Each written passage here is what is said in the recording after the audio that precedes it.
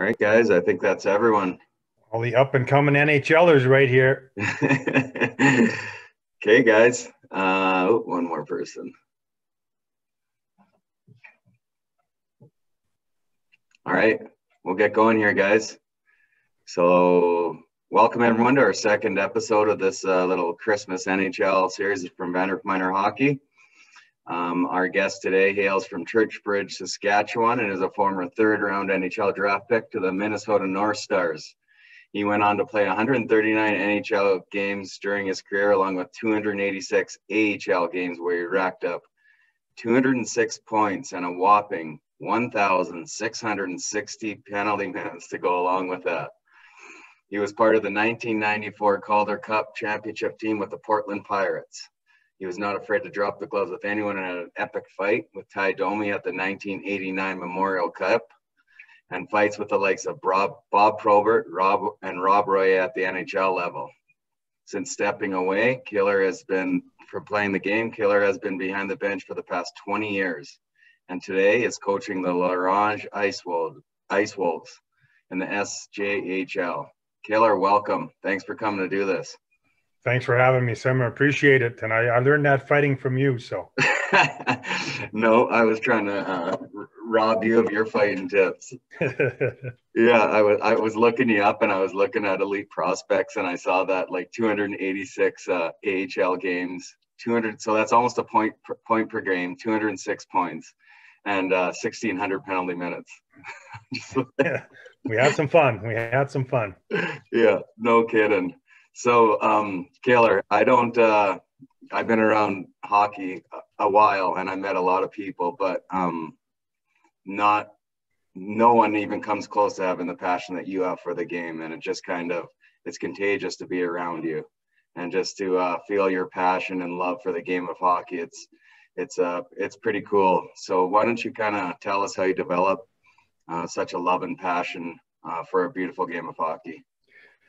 Oh, Simmer, I think I was born with it. That's my opinion.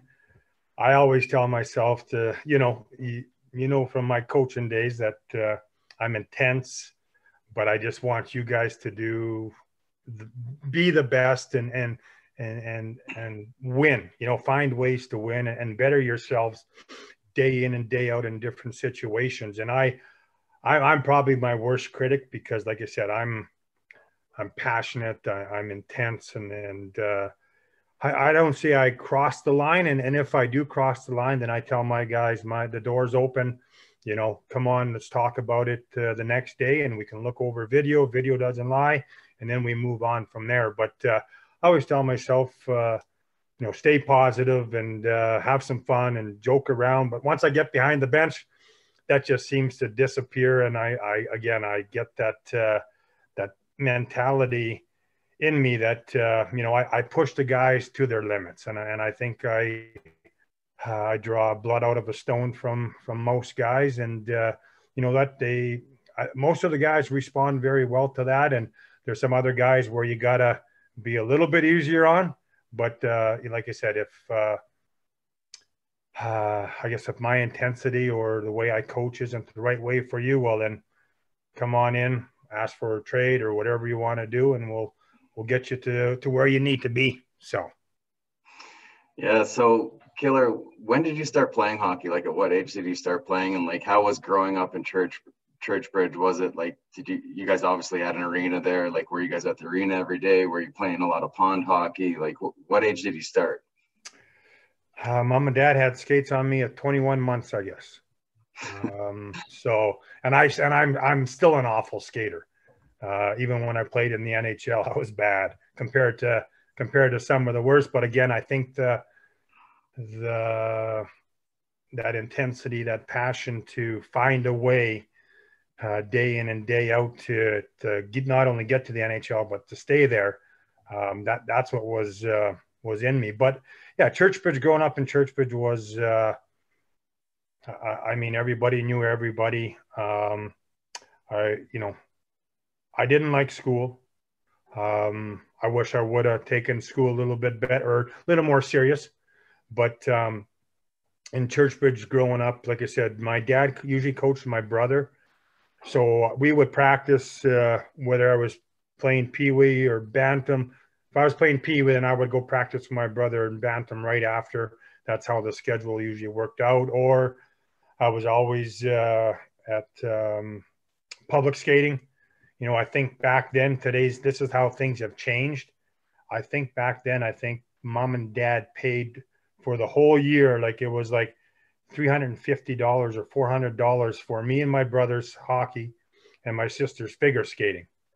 So obviously today's game is crazy with the money and all that stuff to play, but that's just the way it was back then. And like I said, we usually had all the ice time I could get, and if I wasn't playing ice hockey or practicing at the Churchbridge Arena, we were playing street hockey with your buddies and your brother and all that stuff. And once the snow melted, we played lawn hockey. So it was nonstop. It was hockey all the time. But you know what? Once lawn hockey died down and it was ball season, got the glove out and played a lot of ball as well.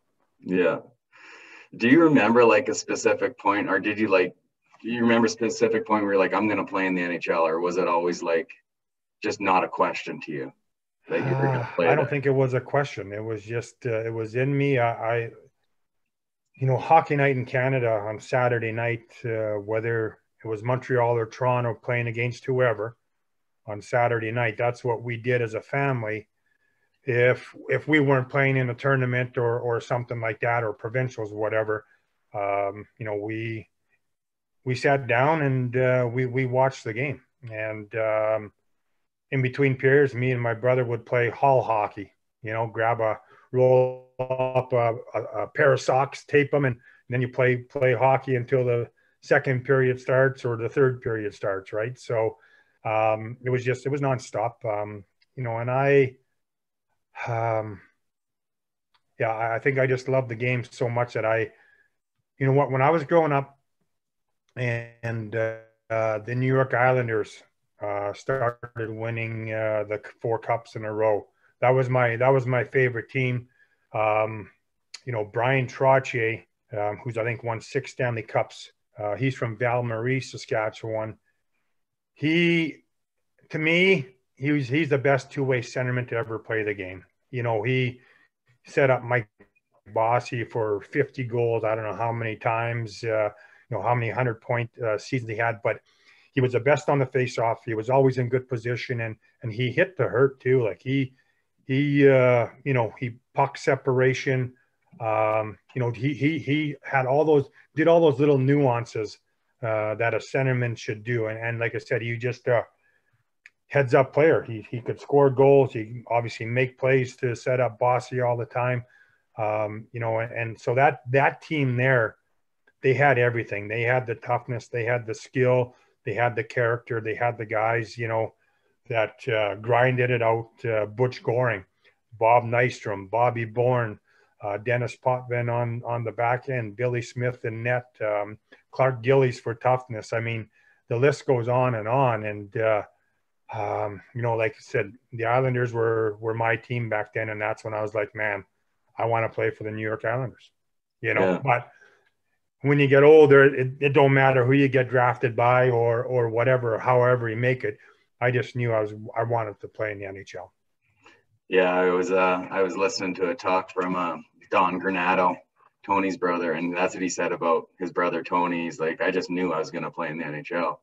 Like it was just in you. Like nothing was going to stop you, and I would imagine you were just the same way. But yeah, definitely. I mean, it was just you find a way to get to that next level, and just that I think the mental toughness of the game is so important. And I was just telling this to I went and watched 8 kids skate here, and their draft year's coming up in the SJHL here in a few years, and they're all very, very good elite players. And I told them, like, the one time I was in Halifax with Quebec Nordique's organization, And on Monday, I was announced the player of the week in the American Hockey League, 4 goals, 3 assists in 2 games. And Tuesday, the 2 other centermen, which I remember, Nick Anderson and Ken McRae, get called up, and I don't. So what do? You can either pout, sulk, and do whatever, or you can just work harder and nose to the grindstone and, again, I guess show the coaches and show the brass that you care, that ain't going to affect your play. Keep doing what you're doing, and eventually you're going to get the call.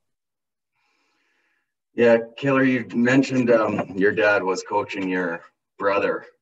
And obviously having a bigger brother, you were obviously probably competing with him a lot. But, when you guys went out there, would you guys just be playing? Would you guys be working through drills? Like, what would you guys kind of be doing on the ice that you can look back on and say, like, wow, like that was cool. That was neat.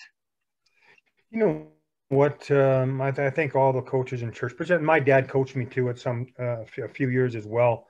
And my dad was, I guess you could say he was pretty intense like me. But I tell you what, we would skate for 45 minutes before we would even get pucks.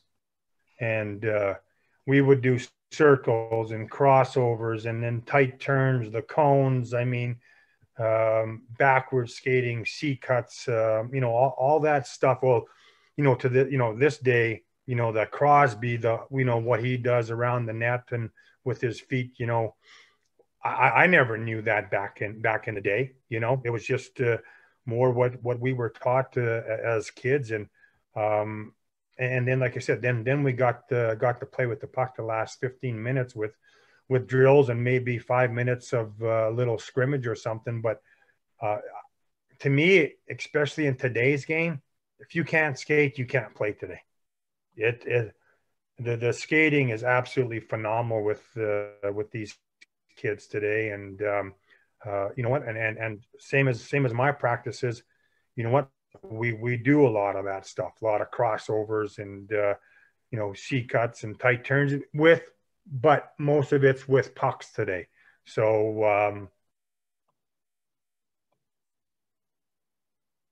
on your inside and outside edges and all that stuff, and your powerfulness and your quickness, again, do that for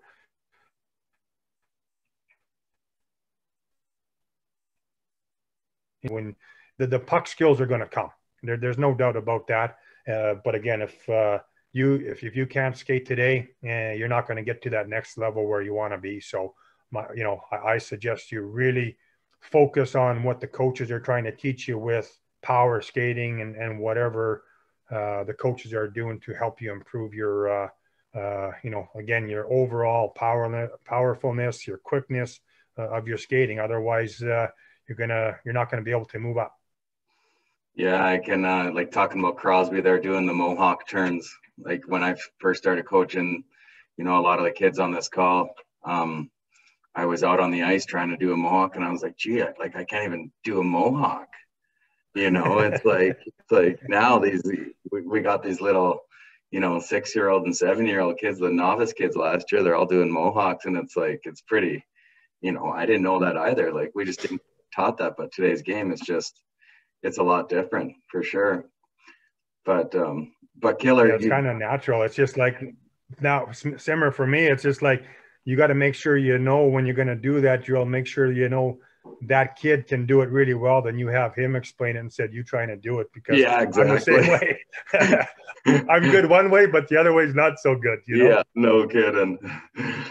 Killer, you mentioned playing baseball, and I'm going to post a really cool story about Killer and Kelly Chase, and I think Wendell Clark as well. It's called The Toughest Team There Ever Was. But you mentioned playing baseball. How important was playing other sports growing up, like not just playing hockey? Yeah, you know what? Once the hockey season was done and ball started up, the hockey bag was downstairs in the basement, and it was put away. I got to go to one hockey school a summer. That was it. And For me, I love baseball. Actually, when I was 15, I had a chance to go to a Pittsburgh Pirates camp, but I had made Team Saskatchewan that year, obviously for hockey, and I ended up playing with Team Saskatchewan. But you know, I really love ball, and I think I could have done something with it, but my hockey, the passion for hockey was next to none.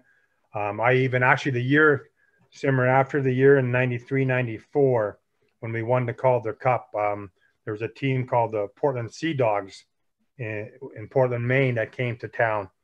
And it was a year before, I think, and I had a 2-day tryout with them. Oh, And cool. so that was pretty cool. Got, you know, on the bench and everything, and, you know, took infield and took a couple deep and all that stuff. So batting practice and everything. So yeah, so it was good. I mean, I knew it wasn't going to go anywhere from there, but even in Saskatoon here, the people I stayed with, my billet family, he coached and he was playing fastball. He coached a team in fastball. So I started playing fastball. And after a few years, I actually ended up getting called up to, it was the Rempel brothers here in Saskatoon called me up to play in the Canadians in Prince Edward Island, to play amongst the best players in Canada that go on to play, you know, Worlds. So that was pretty cool too, to have that opportunity to play at the Canadians in fastball as well. So yes, but I think whatever sports, I think baseball or fastball or even soccer, the hand-eye coordination, you know, whether you're batting, whether you're catching, you're grounding, you're fielding, you know, just again, it's you're doing something different, and you can still do all your workouts that you do. Like I said, I know these kids today, it seems like they're always at the gym. You can still do that, but then you can also play baseball and take a little break from hockey. That's my personal opinion, but that's up to you and your family as well. Yeah, no, I agree, Killer. And you're hearing of kids younger and younger, like, you know, 17, 18 years old, getting hip surgery, tearing their labrums. And it's just kind of overuse injury with, last week we were talking to Kyle Turris on a webinar like this, and he was just saying, just moving the different muscles and not always in that skating motion. Like, it's you know, if you're playing baseball, throwing a ball, it's just a different, your muscle memory is a little bit different, and your muscles are just getting a little bit different workout than you would just, you know, that one driving motion that we get in hockey with our legs. So it's also has something to do with the injuries as well, I believe. I totally agree. I think, you know, like I said, with either ball or hockey, I mean, first of all, you should be stretching all the time, you know, to get those muscles loosened up and everything, especially when you do get older. You need to stretch. Like I said, for me, to get out of bed some days, man, she is tough. So, you know, you gotta stretch. I crack my groins every morning and try and stretch out the back just to get moving a little bit better. So I have a can of WD-40 by my bed. It's yeah, the joints just the way I played and all that stuff. Just you know, as you get older, I just, you know, I'll be 52 in March, and I tell you what, the last 2 years, man, have really taken a toll. Like it's been tough on the knees and Yeah. the hips and the back really get stiff. So it's crazy how the body dwindles, you know. Yeah. Yeah. Well, I'm feeling it a little bit too. Yeah, I know. And you got 5 kids to run or chase Yeah. around, Simmer. Yeah. We have a group of kids together. Kevin, I think one of them had a question. Do you guys still have a question there, Kevin? Yes. How many injuries have you gotten? You know what? I've had quite a few injuries. I guess the ones that were the worst was I was playing in Vegas. It was I guess my second year before I retired. Peter Nedved was playing for us. He was holding out I believe in Pittsburgh, and he was playing the point, and I was coming out of the corner. I passed to him, and he kind of I was going to the net, and I kind of got cross-checked from behind from the weak side forward. And as I was going down, his shot hit me 85 miles an hour dead. I don't know if you can see the scar or not. And it shattered my whole right side of my face. So I took they have to go in and get all the bone chips out of my nasal passage and everything else. So I got 2 plates, 12 screws, 140 stitches, and then I lost a little bit of vision as well. But they said right here, another half an inch over, probably would be dead with that shot. So I didn't get knocked out. I felt everything, and I was waiting.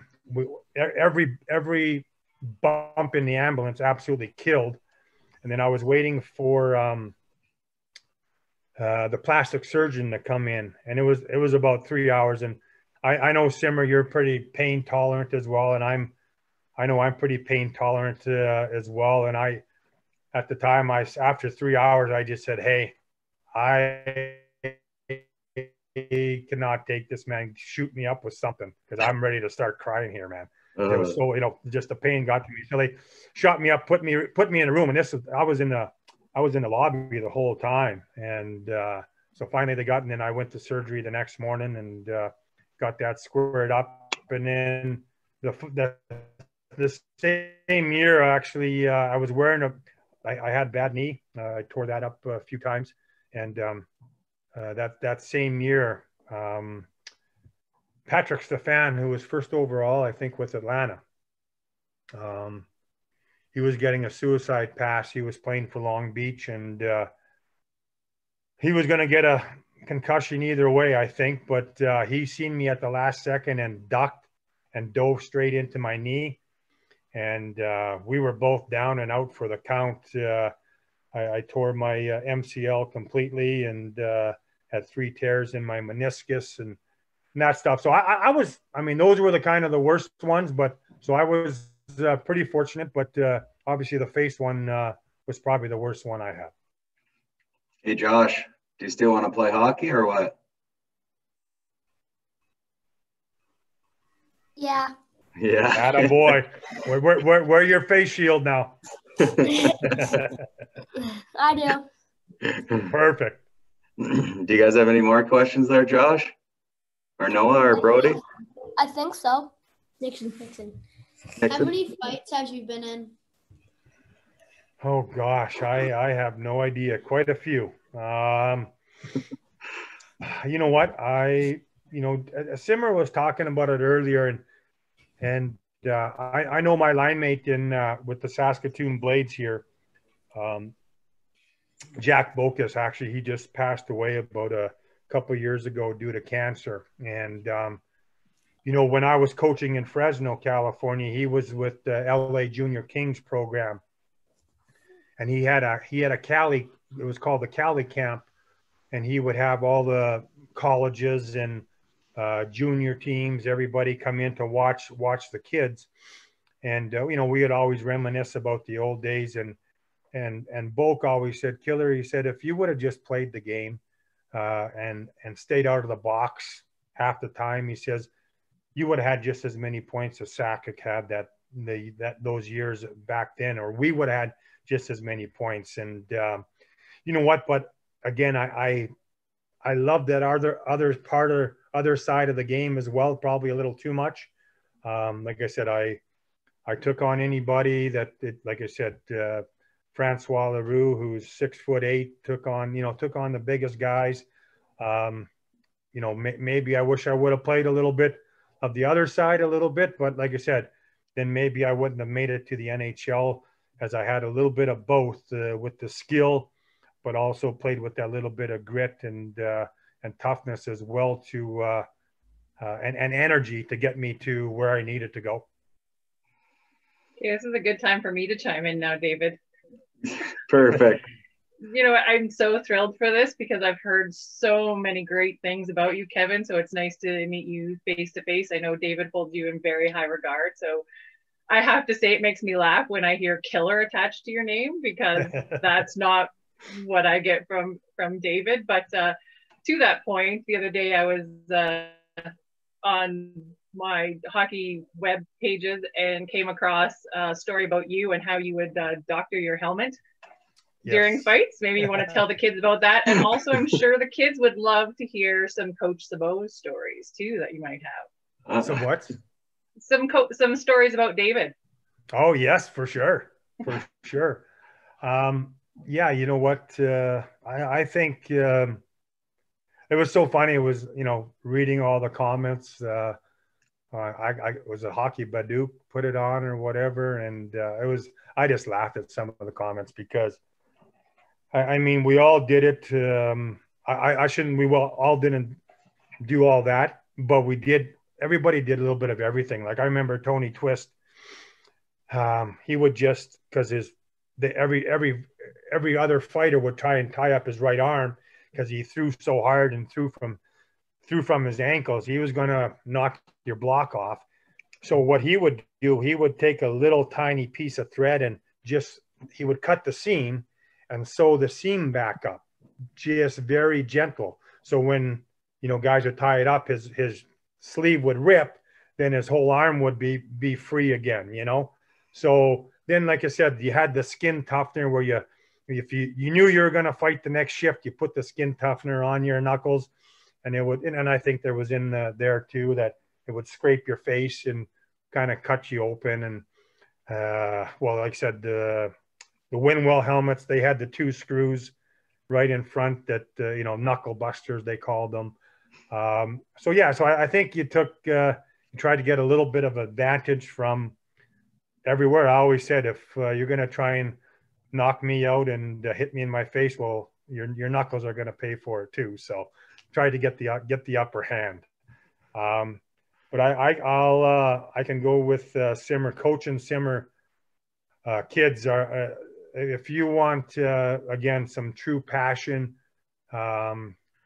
unbelievable or relentless work ethic, played the game right, played the game hard, very smart player. But I tell you what, Simmer, those years in Youngstown, I tell you what, he fought them all. He fought the biggest ones, and Simmer, I don't think I've seen Simmer lose a fight. And he was a big part of our lineup. He stuck up for his teammates, and I tell you what, it was a pleasure and honor to coach Simmer when I first traded for him, because I didn't, wasn't sure what we were getting, but I heard, like I said, when I hear a guy that's 5'9" and can fight and tough as nails, I'm thinking, well, this could be me. That brings us to the lineup, and sure enough, Simmer brought a little bit of everything to our lineup, and he was a big part of our success wherever I was coaching with him. I appreciate that, Killer. Thank you. That's he was a treat to coach, and he was in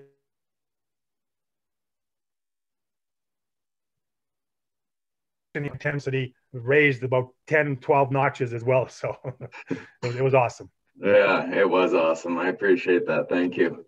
The group there, Kevin, do you have another question? Yeah. How many years did you play in the NHL? I played 11 years pro, and it was about 4 years in the NHL. So it was seven years in the minors. Like I said, it's I played. I'll give you a little bit of a background, backing up a little bit. I moved away from home when I was 15, 4 hours to Saskatoon to play AAA Midget Blazers. I got to play. Well, speaking of my brother, when I was 14, there was a head scout right from my hometown, Huey Scobie, and he was a big mentor to me too. And unfortunately, he just passed to cancer a couple of years ago as well. but he was right from my hometown. So he gave me a lot of knowledge and everything else. But when I turned 14, me and Dad, he called us over. He said we went over to his house and he said, you little bugger, you, he said, because at 14, you didn't get drafted back then, you just got put on a list, a 52-man roster list. And at 14, if you got put on, you took 2 spots instead of 1. And he says, you little bugger, you, he says, we're going to put you on our list, but I'm going to put you in pencil because I can erase you just as easy as I put you on. And that always stuck with me. And he said, and we're going to put you on, and we're also taking off your brother, because my brother was listed with the Blades, but in order for me to put me on, you have to take 2 guys off. So my brother was taken off the list as well. But like I said, my brother he didn't have the passion for hockey as I did. He wanted to go to school anyway, and he's 30 years into teaching now and all that stuff. So he took the smarter route than I did. So, but yeah, no, I wasn't even supposed to get drafted that year. I was too small, couldn't skate good enough, and all those little things. And I actually ended up going 48th overall to Minnesota North Stars. And actually, I made Minnesota when I was 19, and I played my very first NHL game in the Montreal Forum, which was an absolute thrill. I know you kids you wouldn't get it, but the Forum I think that at that time there's 26 Stanley Cup banners and Maurice Rocket Richard and all the great names of the Montreal Canadiens in the rafters and everything else. And to play that first game was an absolute thrill. Just to be amongst to have that dream finally come true and to play it in the Forum was complete a thrill and an honor. But then again, after 2 weeks, I got sent back to Saskatoon. That's where we lost the Memorial Cup in overtime to the Swift Current Broncos. And I think Simmer said I had a fight with Ty Domi at Memorial Cup, which was to this day, people still talk about when I'm out on the streets in Saskatoon.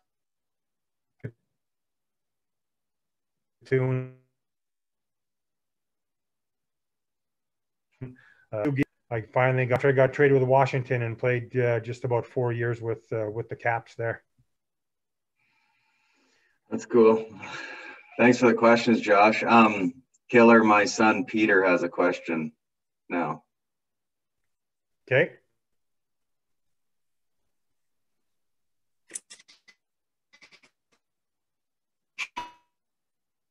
Have you ever been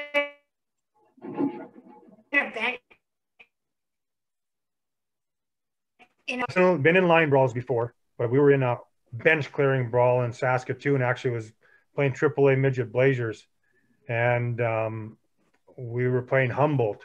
And man, I can't even remember what happened, but all I know is I had fought 4 times.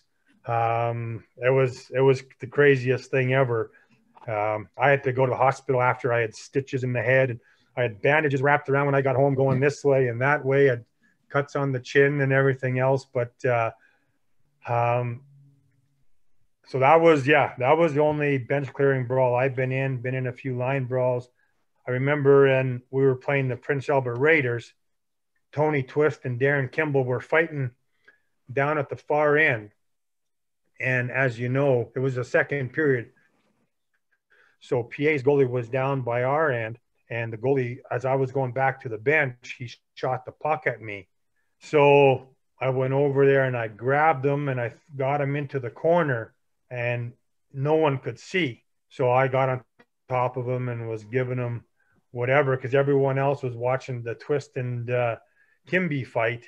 And so all the fans in that corner were pretty much the only ones who could see what was going on. So I did fight a few goalies in my day, and been part of a few line brawls as well there, Peter. You got any other questions, Peter? Do you have another one? Wait, I don't know. what was your funnest fight? Sure. What was that, Peter? Wait, I don't know. Well, you're on, so you have to ask. I forget it a little bit. Okay, Oh, bring it. Ask again. He wants to know. He wants to know his like funnest fight or his best memorable fight. What was your funnest fight you had? Well, they were all fun. But I would probably say it was the Ty Domi fight in Saskatoon because it was in the Memorial Cup. And, God, it was about close to 15,000 people at the new arena in Saskatoon.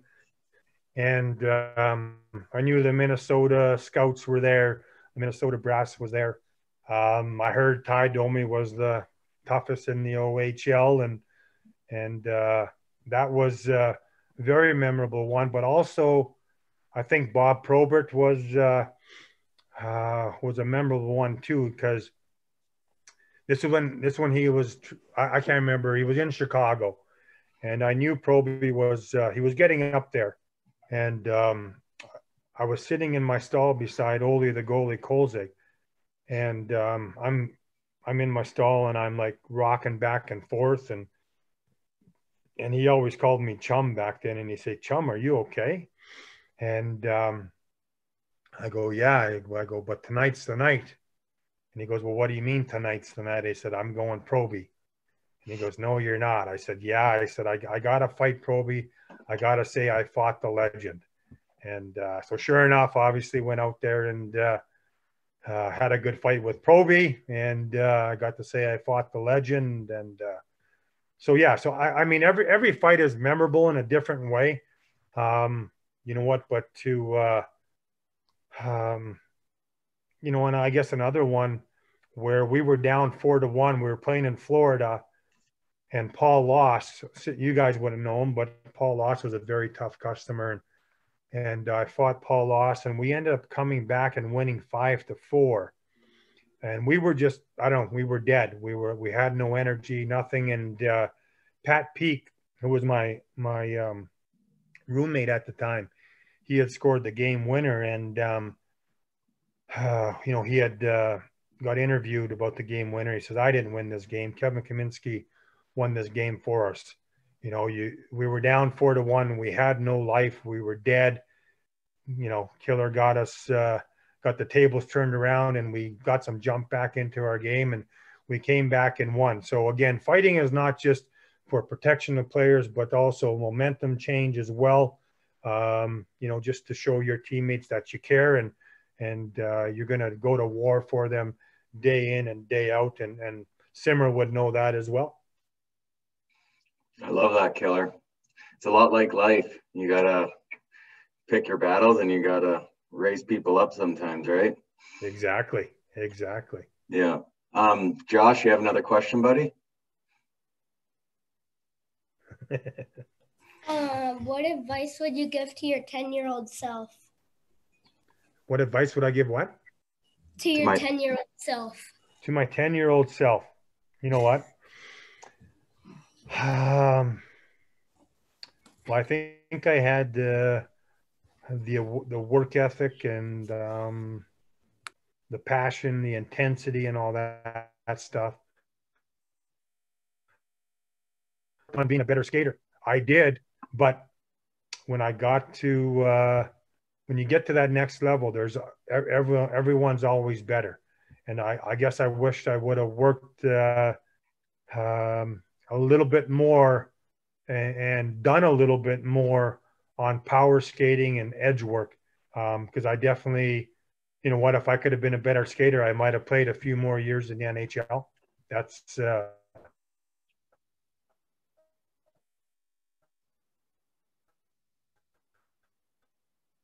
will and the passion and all that stuff, the care factor and all that was there. But to be and the skill, but to be a better skater, that would have been my advice to myself back then. And maybe maybe play to my skill level a bit more and leave the fighting to someone else. There you go.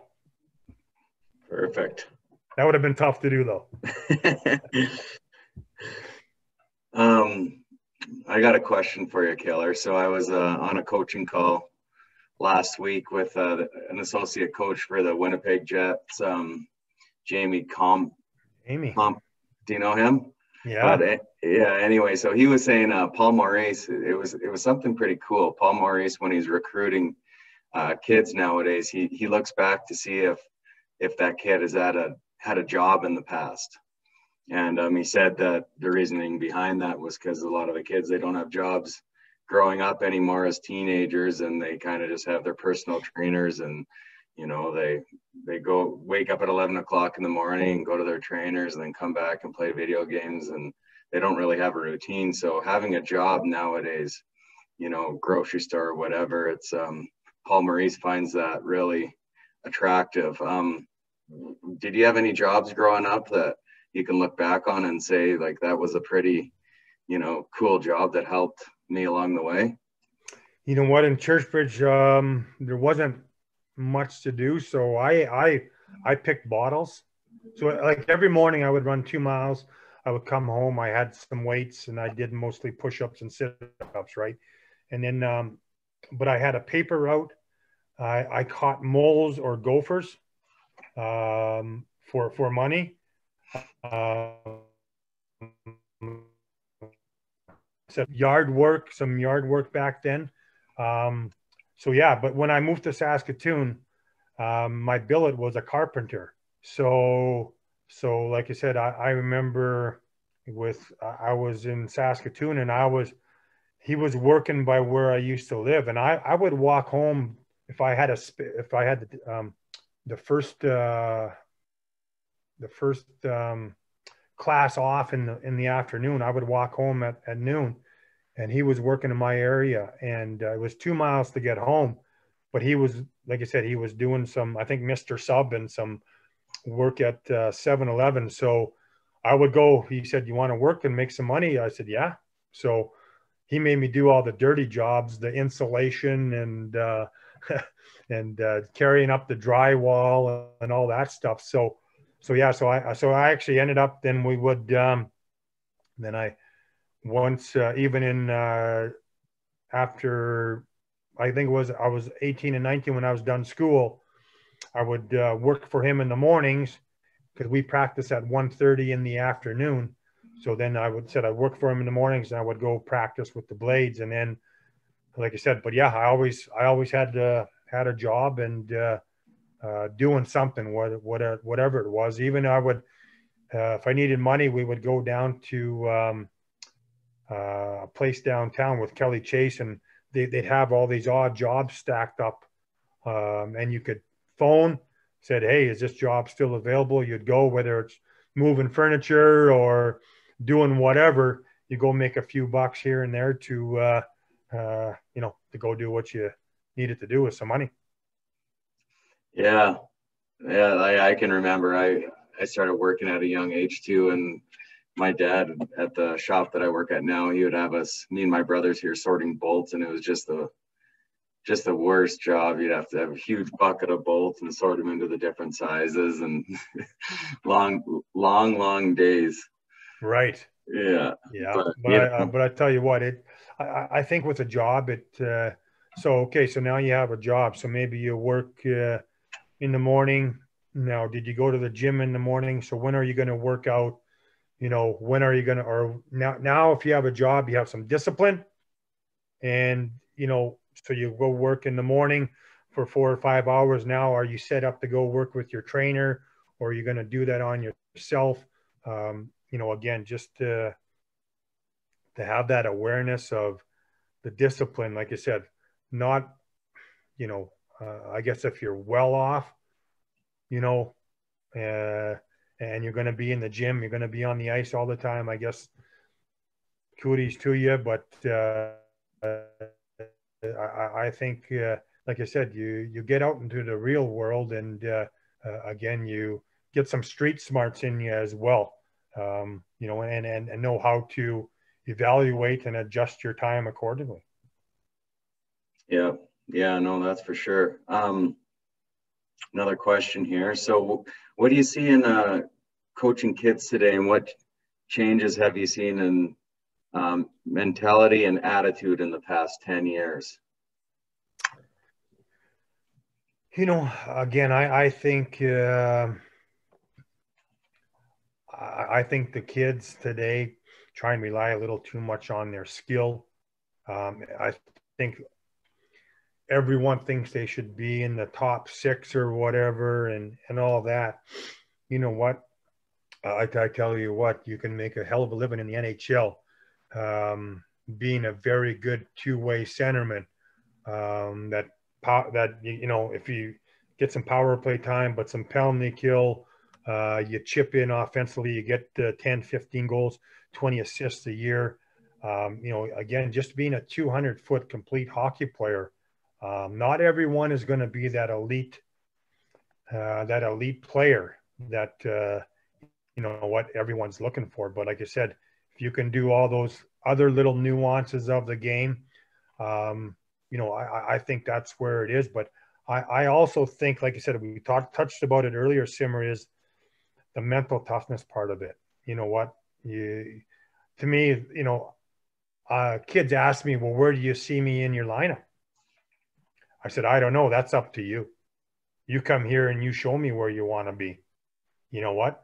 I'll put you in a good spot with some good players. But if you don't show me in a period of time that you're not one of those elite players, well, then you're going to have to adjust your game, and you're going to have to play third, fourth line role player, you know, and either buy in or not. And I think, like I said, I think that's what I try and get my point across is that let's have all 4 lines that can chip in. But like I said, even like last year, our leading scorer from Fresno, California, Dalen Mannon, you know, he was 4th overall in the league in scoring. But I called him in and I just said, look at Mano. I said, in order for our team to make a run in the playoffs, I need you to do 2 things. I said, I want 1 block shot a game, and I want 2 hits a game. And he did that. And once your top scorer sacrifices his body, that whole team is going to do the same thing. And that's when you become really successful. You know, like I said, the 3 years before I got here, they only had 28 wins. We started 0-5 last year. And then once the boys got the taste of winning, we could have been 4-1, but we found ways to lose instead of finding ways to win. After that, we only lost 14 games the rest of the year. And these guys were committed to each other. They sacrificed their body. Like I said, they went down to block every shot. You know, they paid the price. They took hits to make the plays. They did all those little things. And if you can get, like I said, your elite players to do that, then you're going to be very, very successful. Perfect. Another question here, Killer. So you said when you were growing up, there wasn't a bantam draft for the WHL, right? Is that correct? So what are your thoughts on changing the age of the bantam draft right now for the WHL? Right now it's at 14 years old. That's a good question. You know, I've only been, I guess, back in Saskatchewan for a little over a year now. And, you know, I know that's what we draft now too. You know, usually the Dub has their draft and we have ours after, so we can kind of see. So we're not picking the high end guys because that'll probably go on to the Dub, you know. Yeah, it just seems like everything is getting younger and younger these days. Even in the NHL, that it seems like everything's a sprint instead of developing a little bit more. And I'll tell you this, kids, I know I made the Blades at 16, but I decided to stay back another year because I lost a scoring race in AAA midget by 2 points. I wanted to win that. And also because like the blades practice at 1:30, so you can only take 3 classes at a time. And I wanted to stay back and get my schooling. And so I stayed back as a 16-year-old. I won the scoring race, was MVP of the league. I played with, got bigger, faster, stronger, got all the confidence. And then also I got my schooling as well. So if I was a 16-year-old and the way I played, you know me, Simmer, same as yourself, you know you're going to go fight the 20-year-olds. You know you're going to fight anybody. So the 20-year-olds are a lot bigger and stronger, meaner. They don't care if you're 16 or 15 or whatever. They're there to do their job too. So, you know, like I said, now as you go play as a 17-year-old, you're a lot stronger. But again, so I guess what I'm getting at is it's not a sprint. Take your time, do the research, develop, and whether it's you take an extra year to play with the puck. As like I said, as a 16-year-old, I might have not have been able to get all the power play time and penalty kill and 5-on-5, 4-on-4 as I did in AAA midget, as I would have as a 16-year-old when in the dub. So, like I said, take your time unless you're an elite player. You know, I think it's too early, but my opinion don't matter. I don't think, Simmer. So. Yeah, and it's, you know, we're going through some really weird times, obviously, and, you know, as frustrating as it can be that we haven't had an opportunity to play any games yet, you know, I think that, you know, we as a group, guys, we got to just take this time to, you know, develop and work on our skills and, you know, try to be as positive as we can. You know, we're only young and we don't really, you know, have all the skills that we're going to need. So, you know, the COVID time, maybe we'll look back on this a couple of years and say that really helped us develop into better players. Definitely. Well, here's the time, as I said, as I told those 8 kids that I went and watched, you know, when there was a lot of power skating stuff and, you know, here's a time where to get discipline and work on your skating, also work on your skills. I mean, your passing, your shooting, you know, stick handling, all that stuff. You can make yourself a better player. You know, I know it sucks because we all want to go play and we all want to go score goals and we want to play games because that's fun, right? But again, here's a time where also off the ice, you know, like I said, back then we only had a few weights back then, but I did so many push-ups and sit-ups.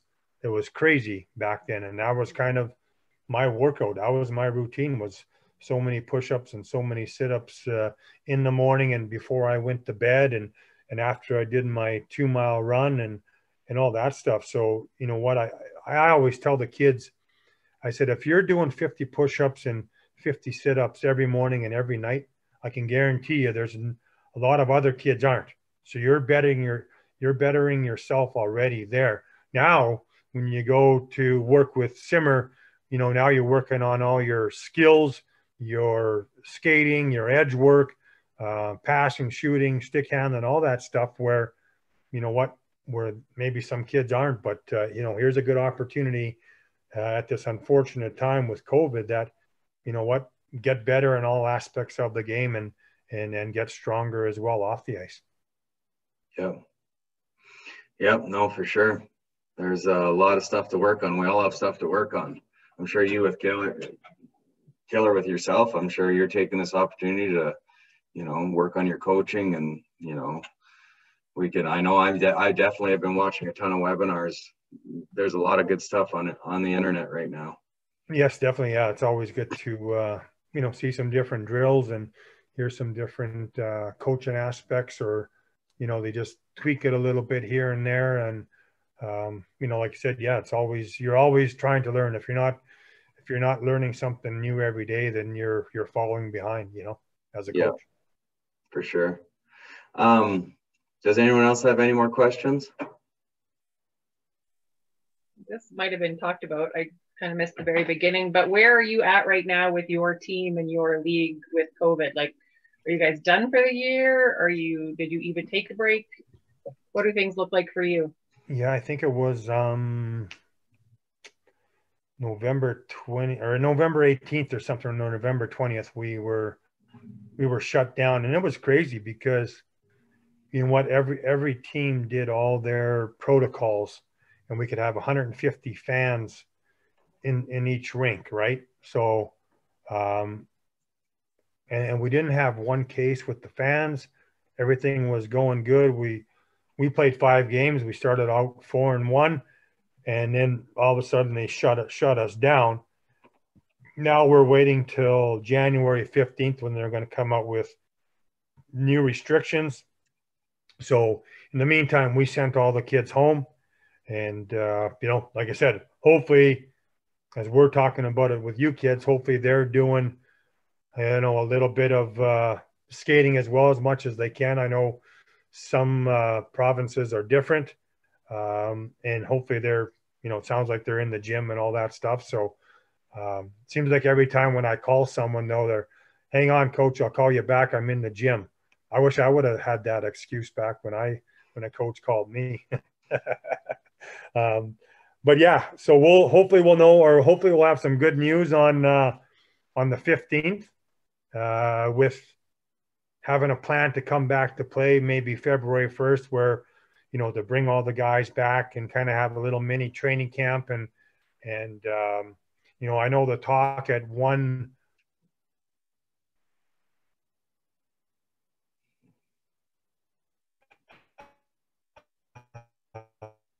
was Sask Health that maybe no fans.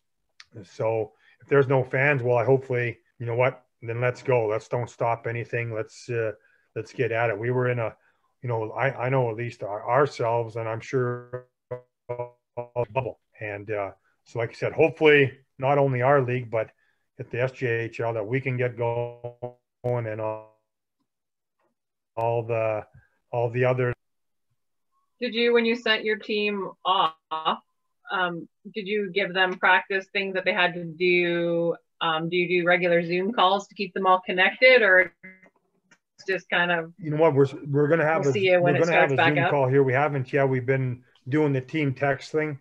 So we are going to have a Zoom call here.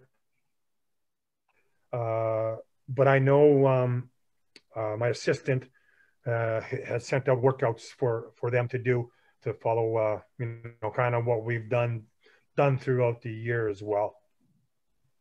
And ice time, they're kind of on their own with, you know, like I said, depending where you're at, some rinks are open, some rinks aren't. So good. Well, sorry, go ahead. Can you hear me? Hey, Mary. Oh, yeah. Hey, Mary. How are you? Good to see Hi, you. Taylor. Good to see you. I'm good. Good. How about you? Yes. Yeah, it's been a while. Good.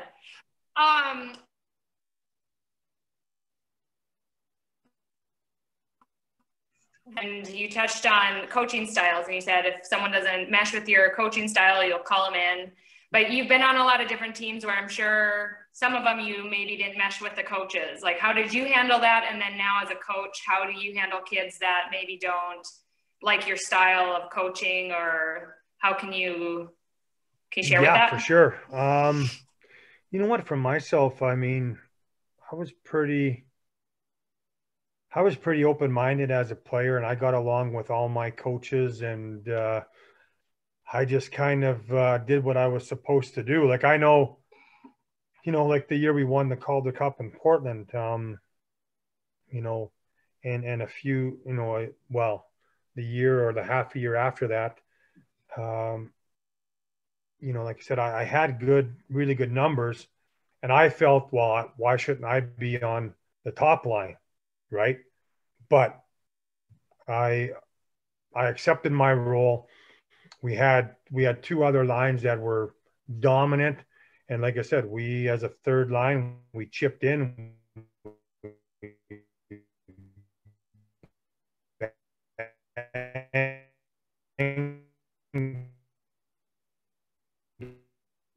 We crashed, had a player, and to be successful not only as an individual but more as a team player as well. And now as a coach, You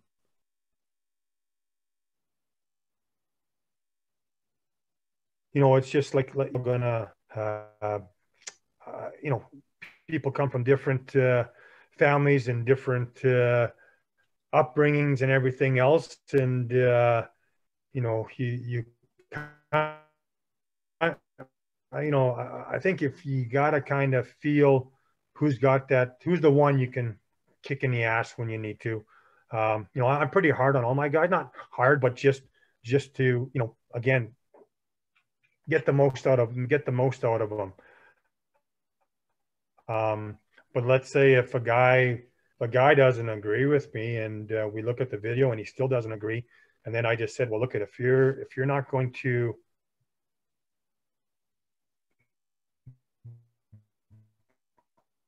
it's time to move on, and I have no hard feelings with that.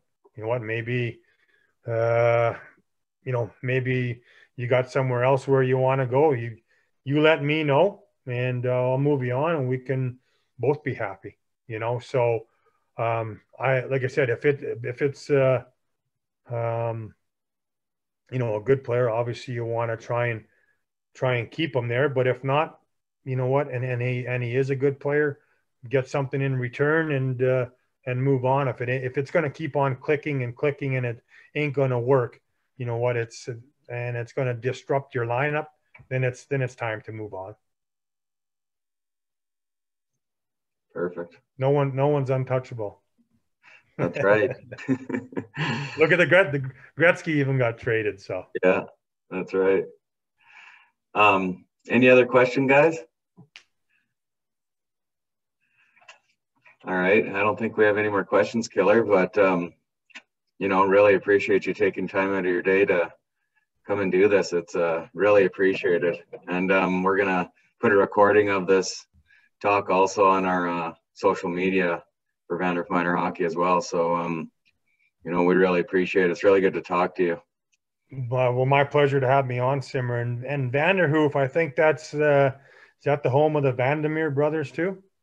No, Vanderhoof. No, it's near Prince George. Ah, okay. I thought it was home of the Vandermeer brothers. No, they're down in they're near Red Deer. Oh, okay. I think, yeah. I thought I always because I coached one of them, and I always thought he said he was from Vanderhoof. So I forget what town it's called, but yeah, no, I know the Vanderhoof. I played with one as well. Yeah. Who did you play with? Jim. Was it Jim? I don't know. I played with him in Merritt. Okay. Yeah. Another tough customer. Oh yeah.